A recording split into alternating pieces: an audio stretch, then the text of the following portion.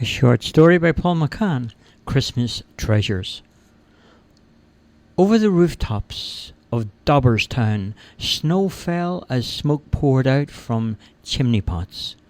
The first lights of the new dawn shone out from behind the windows of the little homes. As people awoke from their sleep, they made their way to their tables for breakfast. There was something different about today in Dobberstown. There was a presence of wonder in the air.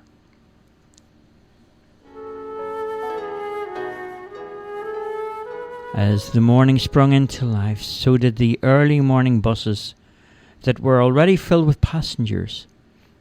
Taxis were rolled out alongside the railway station, waiting for the first of the special festival trains to pull in.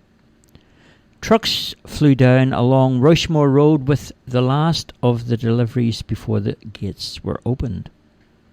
Dobberstown was famous for one thing each year: its Christmas festival. As always, when the 12 days of Christmas began, so did the Christmas festival in Dobberstown. The festival was full of games and special events that children could take part of. This year there was an event never before seen at the festival. It was the Christmas treasure hunt, and two very lucky children had won the right to enter. Tommy and Tessie had won their tickets by entering a short story competition at their school, and they were handed a pass to try the treasure hunt. Once they presented their tickets at the festival gate, they walked around checking out the goings-on. They asked the festival people in their bright green overalls where the treasure hunt was. Nobody seemed to know. Suddenly Tommy and Tessie were swept up in a Christmas parade that was passing by. There was a brass band with what looked like a small army of toy soldiers marching along through the festival grounds. Tommy and Tessie found they couldn't get away from the parade. They were carried in through various tents at the festival. The parade came to a lake where the music finished. Tommy and Tessie were told to take a seat on the paddle boat that would take them down across the lake to a railway track where the train was waiting for them. Their magical journey had just begun.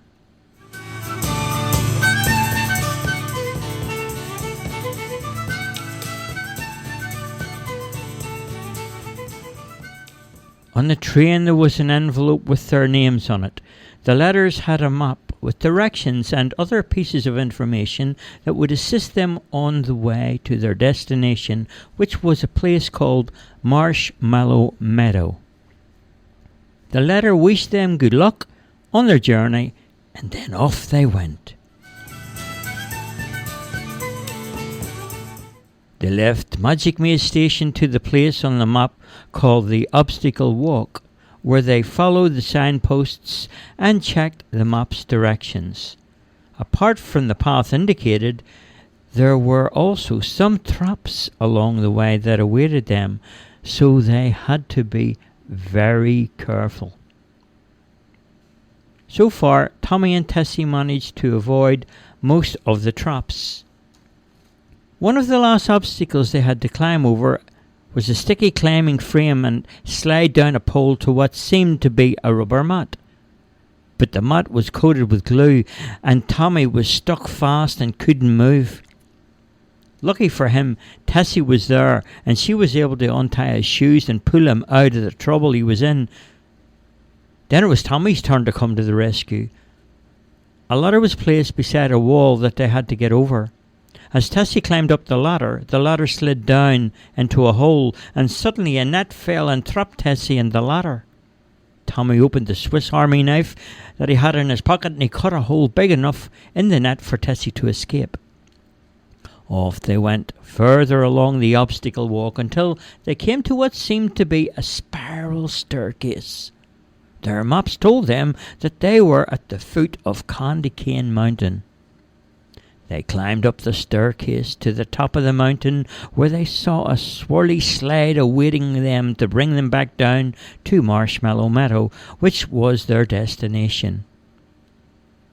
They took a deep breath and pushed themselves off down the whirly, swirly, slippery slide, and down they sped, faster and faster, and around and over the humps and the bumps, bouncing up and down until they came to a sudden stop against what looked like a foam rubbery wall. Everything suddenly went dark for a while. It was very quiet and strange. They sat there motionless for a while until a door in the front of them opened up, letting them a dim light show the way. A nice purpley dim light was shining in.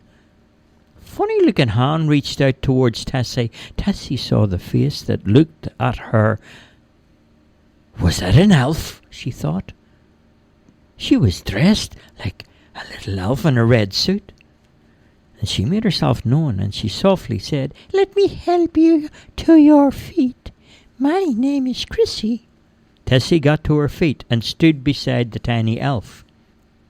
Another hand reached out to Tommy, and it was another elf. The elf boy said, "Hi, my name is Little Ricky. No one has ever been here before.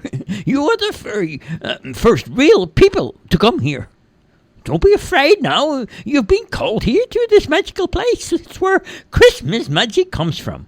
Here, in the meadow, it's real. Nothing is real. Everything is in your imagination." Tessie replied, "You mean we are here in Marshmallow Meadow? Is that where we are?" The elf boy said, "I said it's all in your imagination." "Now it's time to say goodbye, little Ricky," said the elf girl. The elf boy said, "Right then, listen to me, Tessie and Tommy." "How do you know us?" said Tessie. Tommy got to his feet and shook the dust off, and he said, "Little Ricky, how do you know our names?" The elf girl replied, "We can read your thoughts, and we even see your thoughts, like a TV. We are like the shadows of your dreams. Everyone has dreams. Your dreams are like the shadows that follow us here in this magical place." "Wow, that's incredible," said Tommy. "Now, the final part of the journey awaits you," said the elf boy, who opened a door in a wall and pointed to a staircase that winded down to another world. At the foot of the staircase was a long road with Christmas trees and coloured lights and decorations all hanging from them.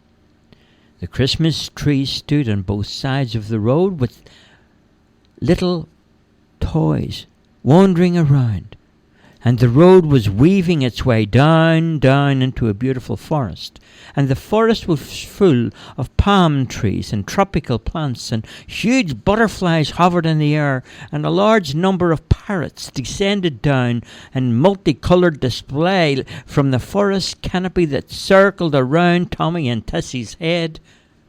A talking pink parrot appeared and welcomed them to Lollipop Land.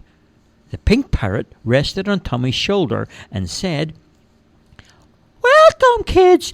My name is Lolly Polly." Tessie replied, "Well, hello, my fine feathered friend." Tommy said, Hey, Lolly Polly, what's this place?" The pink parrot replied, "This is a magical land where we have so many things to do just for you. There are new songs to sing. There are lots of fruit trees that grow, and there are lots and lots of seeds to sow, and there are places to be and things to see. But the most important thing is your treasure." Tommy asked, "So the treasure is ours?" The parrot said, "That's right. Indeed it will be. Now I want you to show. I want to show you. Come with me. I'll show you where your first treasure is." The pink parrot flew into the sky and down and around and came back down and landed on a tree stump where another little tiny elf-like creature dressed up in a green suit held 2 garden spades. The little elf-like creature handed the children a spade each and said, "Right then, my name is Greensleeves. Okay, so here's the thing now. You must take 7 footsteps, both in opposite directions. Once you've done that, you then have to dig up the chest where you're standing. Have you got that? If you have, then do it. Your buried treasures are there. Finders keepers, owners reapers. No weepers today. So Tommy and Tessie both took 7 footsteps in the opposite direction and started to dig.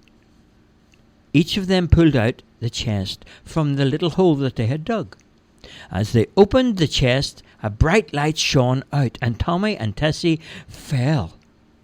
They felt something changing inside of them. Tommy asked the elf, what was the treasure, Greensleeves? To which the elf replied, You received a talent to play music, and your sister received a talent to paint pictures. Now, these 2 talents you dug up were buried by people who never used them. To benefit anyone, they kept it to themselves, so now they're yours. Keep them, use them. Now take another 7 steps and dig your next treasure. So once again, the 2 children took 7 steps, and then they dug and they pulled up another chest. When they both opened up their chests, the same light shone just as before, and the light illuminated both of the children. What treasure we have found now, Tommy, said Tessie. But the elf replied, You have found a talent to make up and tell tales. So while your brother has found a talent to dance and sing, now both of you have to keep digging until you both have found 5 talents. After a while, both the children were so inspired by newfound gifts and treasures that wisdom itself had found a new home in them. It is time now for you to leave this special place and use your talents to benefit all of those who come your way, said another mysterious elf-like creature. And they were escorted back to a staircase that brought them to a doorway. Thank you so much for everything, said Tessie. Yeah, thanks for everything, said Tommy. The elf, the pink parrot, and the other elves all said farewell, and the door closed as Tessie felt inspired to compose some music while Tommy began to sing and dance. When they looked around them, they discovered they were back in the festival grounds, with a huge audience applauding them as they performed live on stage.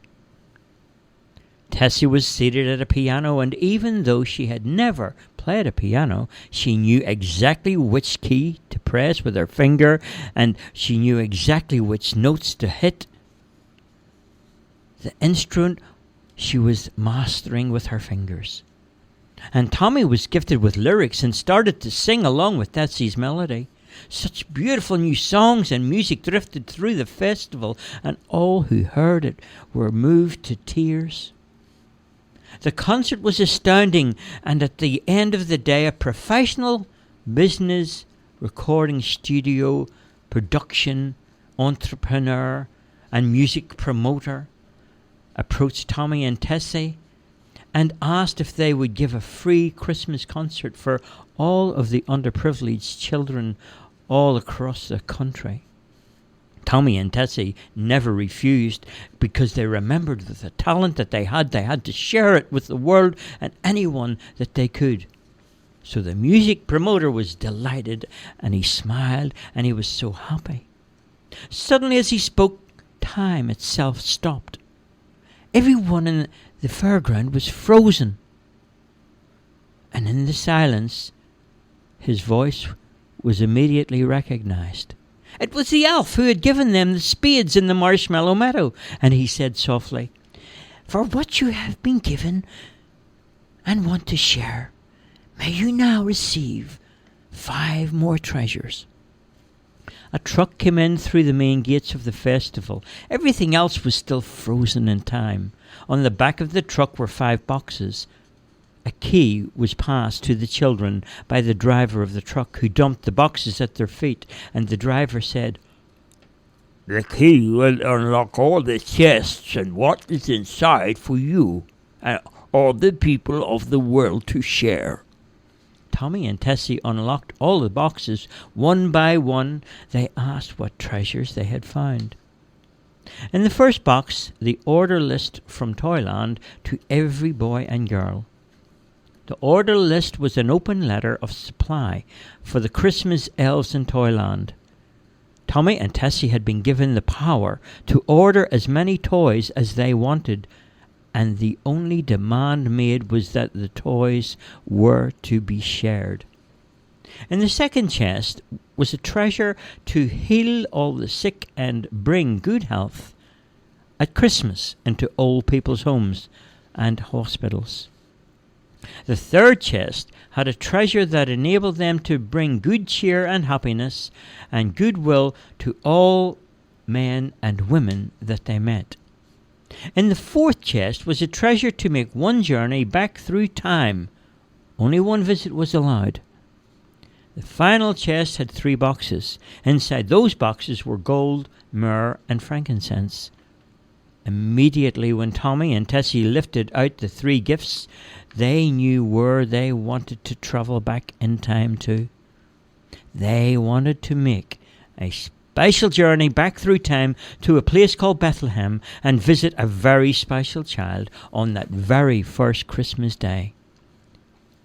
Can you imagine what that very first Christmas was like for those 2 very lucky children from Dobberstown? The end.